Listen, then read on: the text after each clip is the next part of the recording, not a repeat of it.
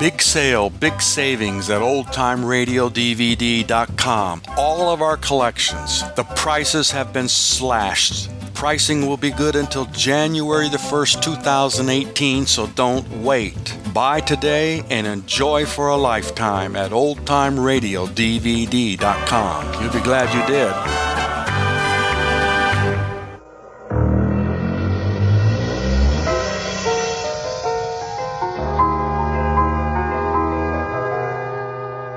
At the dawn of time, say the bards and poets of Iceland, there was neither sand nor icy waves. The earth did not exist, nor the sky. Only a yawning abyss stretched through space. The abyss is still with us, with some more than others. It's out there, at the end of 100 feet of stout rope, at the vanishing point.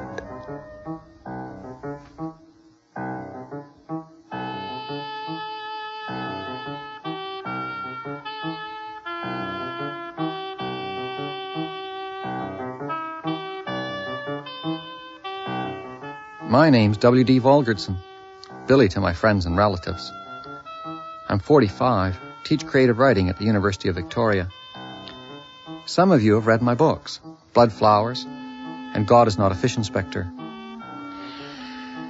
If what I'm going to tell you were a piece of fiction, I could foreshadow, dramatize, and then subtly reveal what has happened.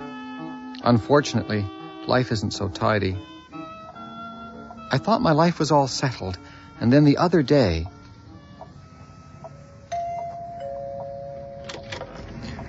Special delivery for W.D. Valgardson. That's my dad. Who was it? Mailman. Special delivery from Iceland. Dear Professor Volgerdson, my mother, Sigrid Johnson. Dad, what's the matter? I think I'd better sit down. Sigga's dead. Who's Sigga? I was 27 then. 1966. I rode my bike out to see Einar.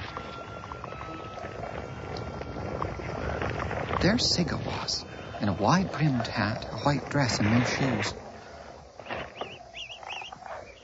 Góðan daginn. Góðan daginn. Talar þú íslensku? Nei, ég ekki tala íslensku. That's all right. I speak English. She just arrived from Iceland? Yes. I'd never met anyone like her before. 20 years old. So beautiful it nearly broke my heart looking at her. I went out to the farm every day. One day in August, we were lying in the hayloft. Sigga, if you want, we can get married before school starts. No. After? No. I've already rented Axel's cabin. One beside the river. Living there will be nice. You'll live with me, but you won't marry me. If we get married, you'll want a family. Can you not have children? Not sons. It's just some of your Icelandic superstition. Don't mock me. Then marry me. I can't. Do you want to? Yes. Do you love me? Yes. Is there someone back in Iceland? No. There I am known as the Ice Maiden. I had promised myself to care for no one. Then you appeared with your one pant leg held in place with a bicycle clip. This is madness. If only it were not.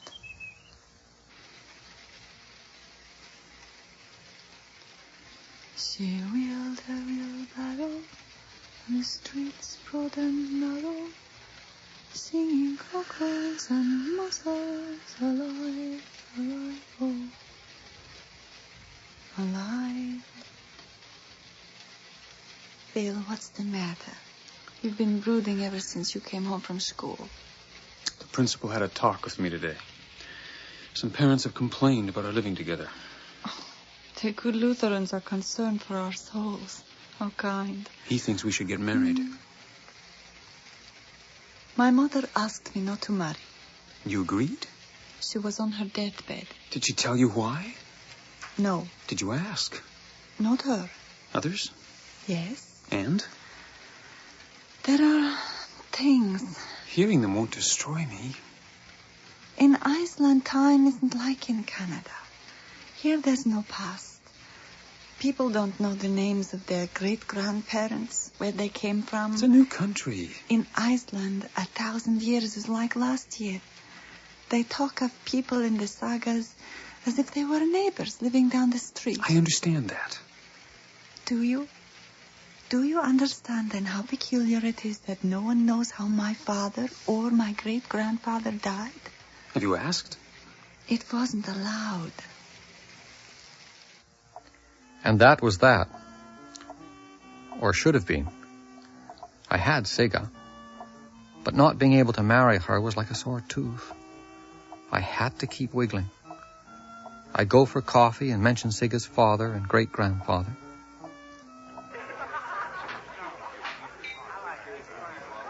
Oh, yeah, Torderson.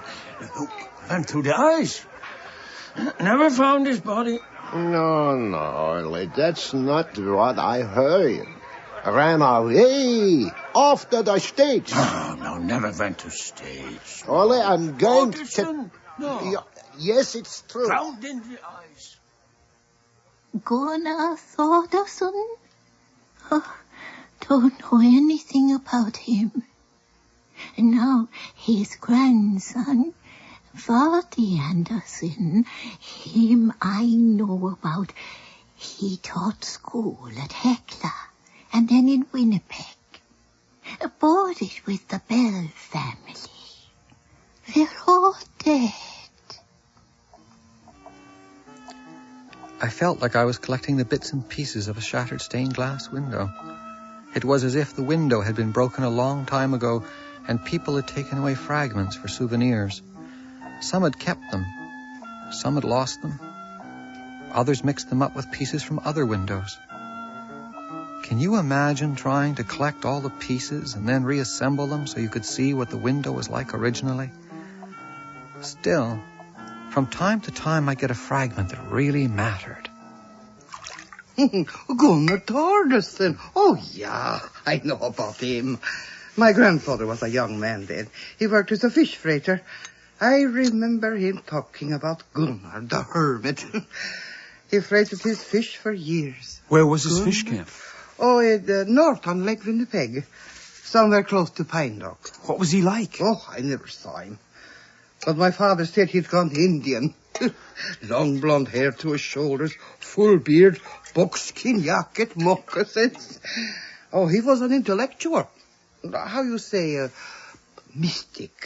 Played chess. Chess? All my father's records and correspondence are in the Icelandic library at the University of Manitoba. You look there. I think I found something. I feel cold all over as if I'm in a room full of ice. Here's an affidavit. I arrived at Gunnar Torderson's fish camp at 2 o'clock on December 14, 1914. The cabin was empty. The fire was out. Frost was thick on the windows. I lit a fire to warm myself and slept there overnight. In the morning, I noticed on the table a note which said, "Today, I go to the farthest depth." There had been a storm raging for the last 3 days. I went outside and kicked at a mound of snow. Underneath, there was a dead husky. I found 7 altogether. All were still chained to their ground pegs. I searched everywhere, but found no sign of him. The cabin was as if he had just stepped outside the door for a moment and would be right back. Finally, I gathered up all his personal belongings, packed them in boxes, and took them to Winnipeg, where I gave them to his daughter, Runa. His daughter, Runa. That makes her your grandmother. My mother never mentioned her. Runa was your great-grandfather. Runa, your grandmother. Valdi, your father. You make the fourth generation. I can't escape this feeling of coldness. All his personal belongings, where are they now, I wonder? Everyone leaves traces. Your father was a teacher. He had to have a permit, had to go to normal school, maybe university. This is becoming an obsession with you. Sigga, if I can prove that there is no reason for your mother's request, will you marry me? Yes. Shh.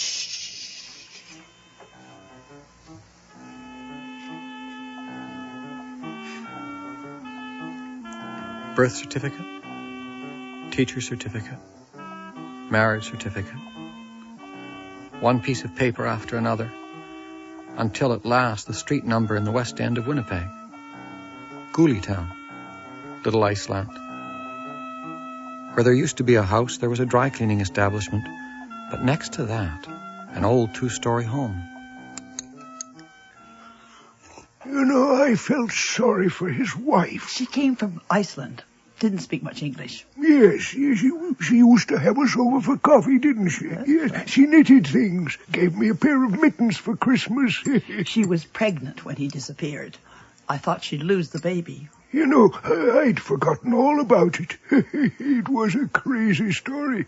He went looking for his grandfather, who disappeared years and years before. Got lost in the same place. Yes, he disappeared. Never found either of them. After a couple of months, she went back to Iceland. Left a bunch of things with us. Things? Well, she was supposed to send for them. Did she? No, we ended up giving them away. Oh, not everything. I was up there the other day and saw one of the fish boxes. Well, what were you doing up there? Well, I just went up for a few minutes just to... Sigga, let me in. What have you got there? Oh, get me something to pry up this lid and we'll find out.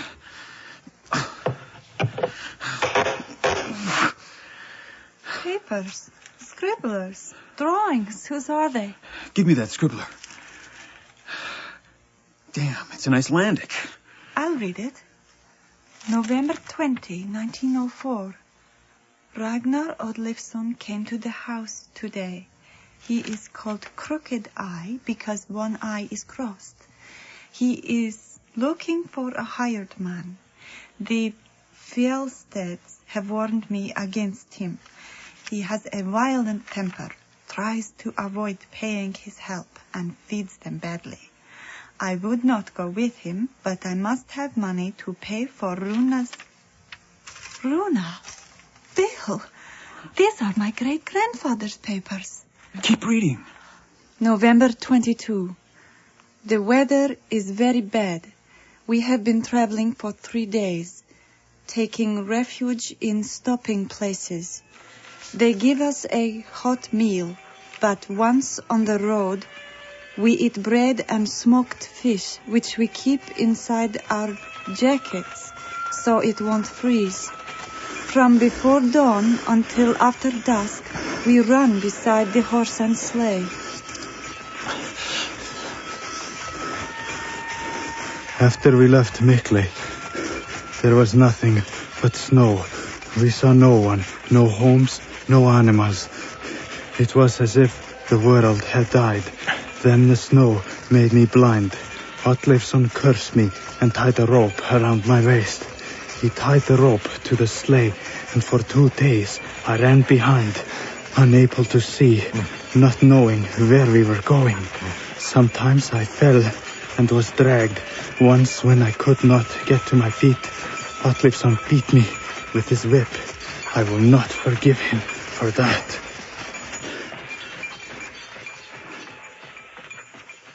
Here's something. March 2, 1905. Oddleifsson died today. A week ago, he put an ice chisel through his foot. Instead of cleaning the cut, he packed it with horseshit. His foot turned purple. I dragged his body outside. Since I cannot bury it, I have hauled the body onto the roof. There the animals cannot get at it.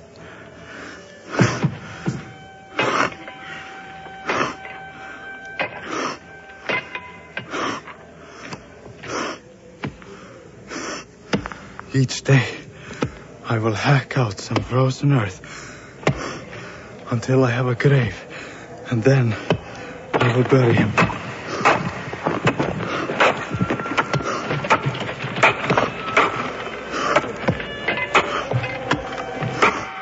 I don't want to read anymore. Put everything back and nail the box shut. We can't. It's got answers to our questions. Pandora's box. No. Yes. It's like I can see dark things swarming out of it. Things we should have left locked up. Sigga, people who love each other aren't afraid to share things. April 15, 1907. I am going to look for a cave in the limestone cliffs along the lake.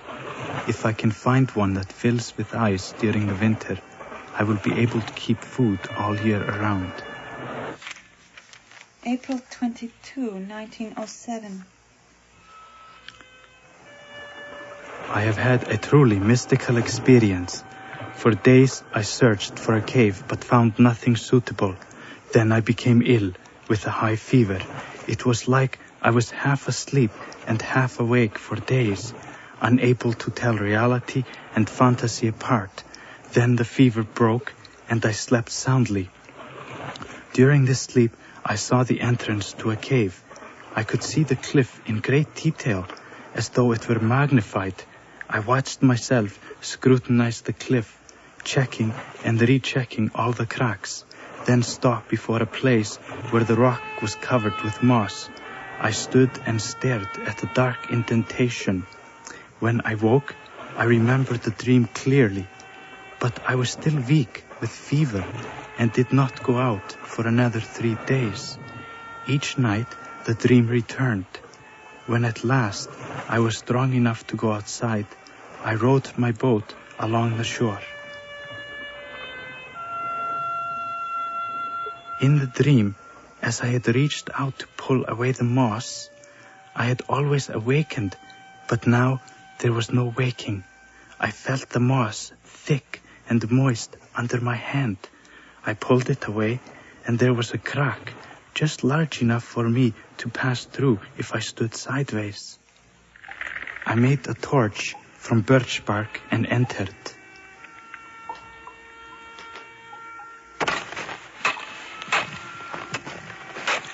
With a gaff, I tested the ice-covered walls and floor.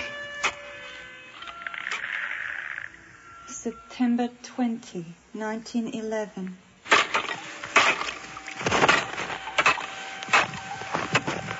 Today, I smashed through a curtain of ice at the rear of the cave. My axe revealed a narrow entrance to a still larger cave.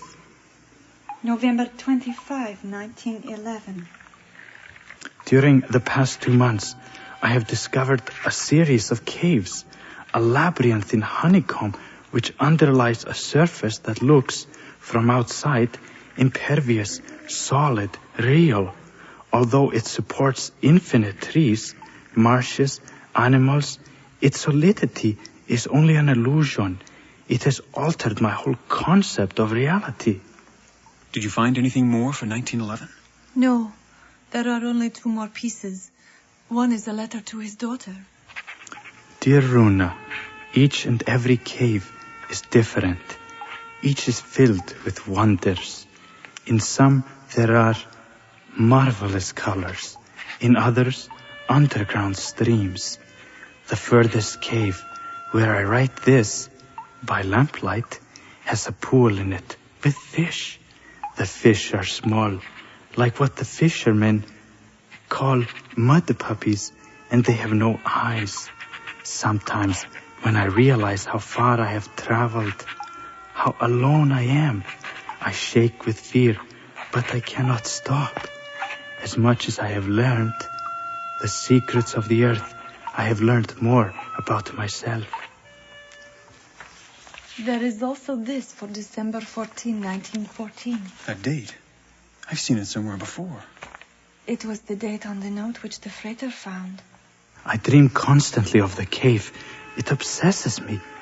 I no longer sleep, but dream, even as I am awake.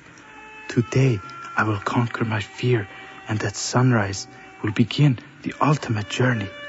I will take 500 feet of string, 100 feet of stout rope, a lantern, 4 pitons, a hand axe, enough food to last 3 days. Changed his whole concept of reality? Isn't that what he said? Everything looks so solid, but the solidity is only illusion. Do you think the caves actually existed? Don't you? He was alone, isolated. Perhaps he only imagined it. What about your father's disappearance 2 generations later? We still know nothing about that. He taught school. He was blonde, tall, thin. He lived in Winnipeg.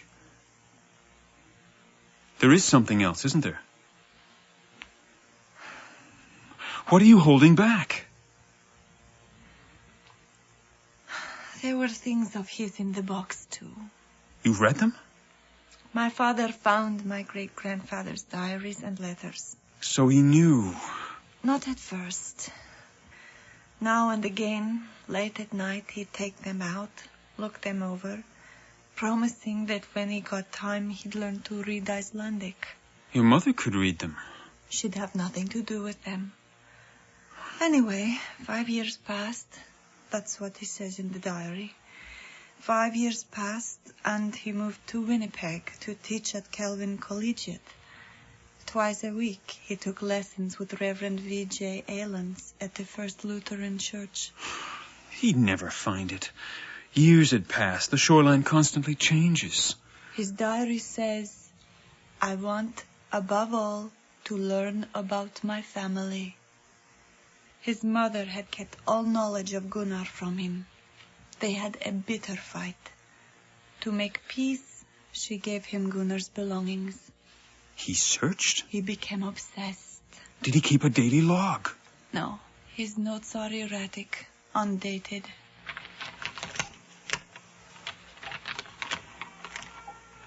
Today, I found Gunnar's camp. All that remains is a log cabin overgrown with raspberry canes and moose maple.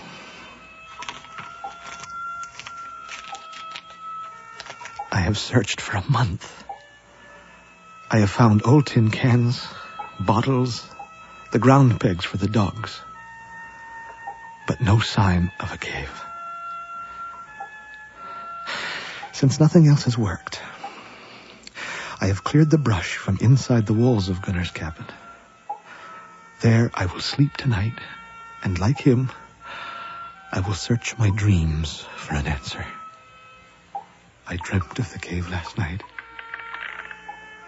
Today, I dreamt of the cave. I found it. Last night. Today, embedded in ice. Embedded in there ice. There is a piton and a lamp. There is a piton and a lamp. Since dusk. Since dusk. I debated my next move. I have debated my next move. This deep subterranean maze. To enter this deep subterranean maze. Return to the outside world. Or to turn away. Return to the outside world. What else? He disappeared. He must have left some trace. The police searched. His friends searched. My mother waited, then went back to Iceland and took me with her. But the promise to your mother. She must have had some reason. Gunnar was a philosopher, a mystic. He wrote a thesis. He believed that history is cyclical, that the future can be predicted from the past. He studied Icelandic family histories and felt he had found proof that in some families, endless cycles repeat themselves. It's absurd. It's just coincidence. I can't take that chance.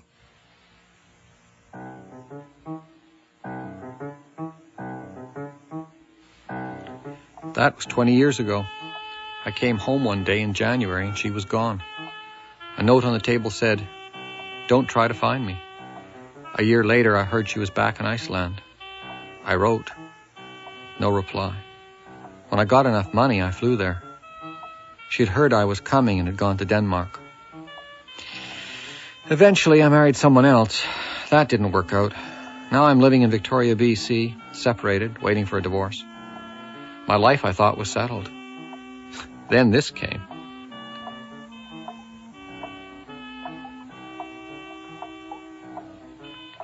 It's a letter from a young man called Ragnar Williamson.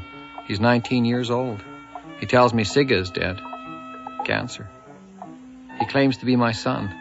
He says he's coming to meet me. He wants, above all, to learn about his family.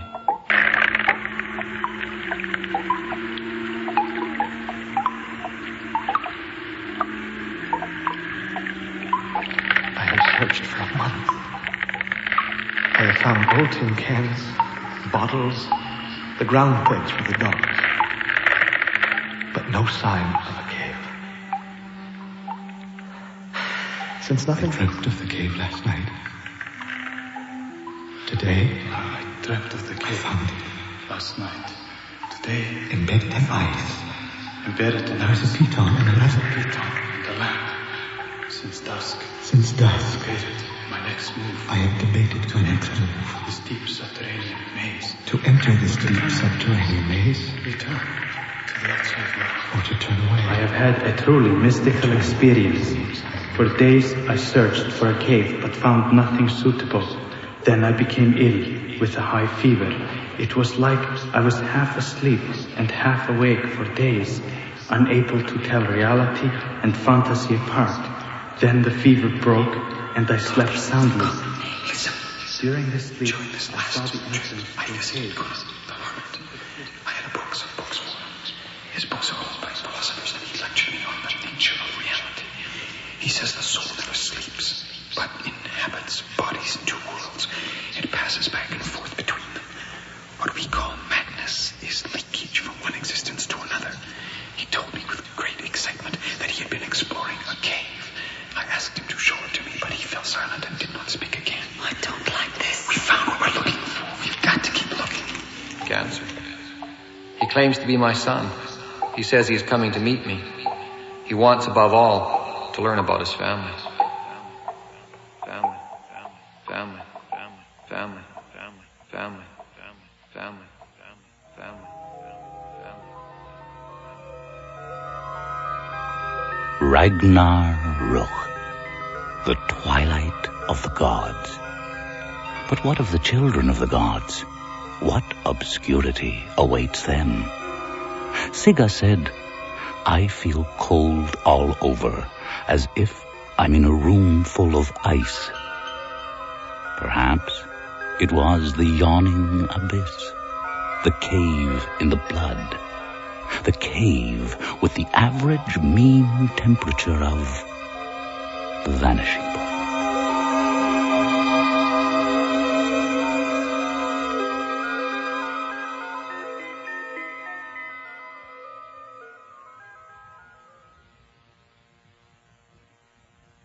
The Cave by W.D. Valgardson.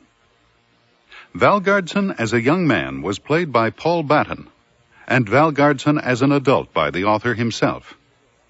Sigga was played by Alana Shields, Nan by Marcy Goldberg, Gunnar and the Mailman by Arnie Haraldsson, Valdi and the Man by Tom Macbeth, The Freighter and the Second Man by Barney O'Sullivan. You also heard Gwyneth Harvey, Dorothy Davies, Lillian Carlson, Ted Stidder, and Muriel Cooper in a variety of roles. Music was composed by Bill Skolnick and performed by Tom Keenlyside and David Philip Owen. Technical producer was Gene Loverock, with sound effects by Jay Hyrene, and the production assistant was Dagmar Kafanka. The series script editor is Sandra Rabinovich, and the voice of introduction is David Calderisi. The Cave was produced and directed at CBC Vancouver by John Giuliani. The executive producer of Vanishing Point is William Lane. Until next week, I'm Art Cuthbert, wishing you good night and a happy new year.